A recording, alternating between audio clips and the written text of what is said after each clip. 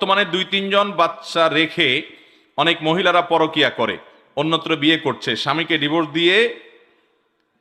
দিয়ে বা নিয়ে। এ ধরনের ডিভোর্স সম্পর্কে ইসলাম কি বলে? আর যে পরপুরুষ পরকিয়ার মাধ্যমে অন্য সংসার ভাঙছে তাদের সম্পর্কে ইসলাম কি বলে? এই ধরনের পরকিয়া বিয়েগুলো ইসলামে কতটুকু জায়েজ? যদিও মহিলারা বলে তারা স্বামীর সাথে সুখী না, তাই পরকিয়ার মাধ্যমে অন্যত্র বিয়ে করে। পরকিয়ার মতো এই জঘন্য ব্যাধি থেকে কিভাবে বাঁচা যায়? দেখুন, এটা দৃষ্টিভঙ্গিগত সমস্যা। একজন মুসলমানের দর্শন হবে, দৃষ্টিভঙ্গি হবে, দুনিয়াটা আমার স্থায়ী জায়গা না, এখানে চিরসুখী হওয়ার জায়গা না। আমার স্বামী, আমার স্ত্রী, তার সাথে আমার চিরসুখ হবে এবং সবকিছু বেটে বলে হবে, এটা জীবনেও আশা করা এটা বোকামি। যদি তিনি অমানুষ হন, তো ফেরাউনের স্ত্রী আসিয়া ফেরাউনের মতো অমানুষের ঘর করেছে। নিষ্পেষণ, নির্যাতন, জুলুম কাকে বলে, কত প্রকার কি কি, সেই জুলুম করে তাকে দুনিয়া থেকে বিদায় করে ছেড়েছে, হত্যা করে ছেড়েছে নিজের স্বামী ফেরাউন আসিয়াকে। আপনি তো তার চেয়ে বেশি নির্যাতিত না।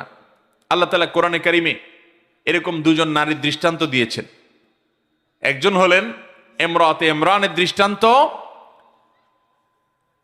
একজন হলেন ইমরানের মেয়ের দৃষ্টান্ত, মারিয়ামের দৃষ্টান্ত একজন, আরেকজন হলেন এই আসিয়ার কথা, ফেরাউনের স্ত্রী। মুসলিম মেয়েরা তাদের কথা চিন্তা করবে। এখনকার বেশিরভাগ সংসারগুলোতে অশান্তির মূল কারণ হলো শুকরিয়া নাই, যে আমি এখানে সুখী না। আপনি এখানে সুখী না বুঝলাম, আরেক জায়গায় গিয়ে সুখী হবেন আপনারা গ্যারান্টি কে দিছে? হ্যাঁ, সীমা ছাড়াই গেছে, কোনোভাবে আর সম্ভব না। আল্লাহর দিনও আপনি পালন করতে পারেন না তার সাথে থাকতে গেলে। তাহলে সেক্ষেত্রে মুরব্বীদের সাথে পরামর্শ করেন, ওলামাদের সাথে পরামর্শ করেন, তারপরে সিদ্ধান্ত নেন, হুটহাট করেন না। কিন্তু পরকীয়া কোনো অবস্থাতে জায়েজ হতে পারে? শুধু নাজায়েজ আর হারামই না, পরকীয়া হলো ইসলামে এত জঘন্য অপরাধ। ইসলামী শরীয়তের দণ্ডবিধি এবং শাস্তির যত বিধিবিধান আছে, এর মধ্যে সবচেয়ে জঘন্য, সবচেয়ে কঠোর শাস্তি দেওয়া হয় এই পরকীয়া যারা করে তাদেরকে। কারণ বিবাহিত মানুষ জেনা করলে তার যে শাস্তি, এত নির্মম শাস্তি ইসলামে অন্য কোনো অপরাধ করলেও দেওয়ার কথা বলা হয় নাই। তাহলে বোঝা যায় এটা কত ডেঞ্জারাস এবং ভয়াবহ বিষয়।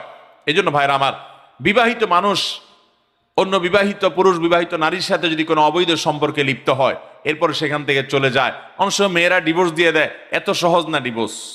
মেয়ে ডিভোর্স দিলেই ডিভোর্স হয়ে যাবে না। মেয়ে অর্পিত তালাকের পাওয়ার পাইলে, সেই শর্ত যেগুলোর ভিত্তিতে অর্পিত তালাক পাইলো, সেই শর্তগুলো পাওয়া গেলে, তারপরে আবার তালাকের যে অন্যান্য শর্ত সারাতে সেগুলো পাওয়া গেলে বিচ্ছেদ হতে পারে, বহু যাওয়া যদির পরে সেটা। অতএব কোন স্বামীর সাথে আপনার বনিবনা হচ্ছে না, আরেক পুরুষের হাত ধরে চলে গেলেন আর কাজী অফিসে গিয়ে একটা ডিভোর্স লেটার পাঠিয়ে দিলেন, এত সহজ না। পরবর্তী সম্পর্কটা জেনা হবে এবং হারাম হবে।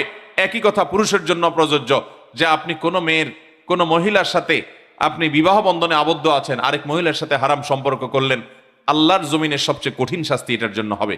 আল্লাহ তাআলা আমাদেরকে ভয়াবহ অপরাধ থেকে বেঁচে থাকার তৌফিক দান করুন। এই অপরাধ আমাদের সমাজে বেড়ে গেছে, এর মূল কারণ হলো পর্দাহীনতা। মূল কারণ কি ভাই?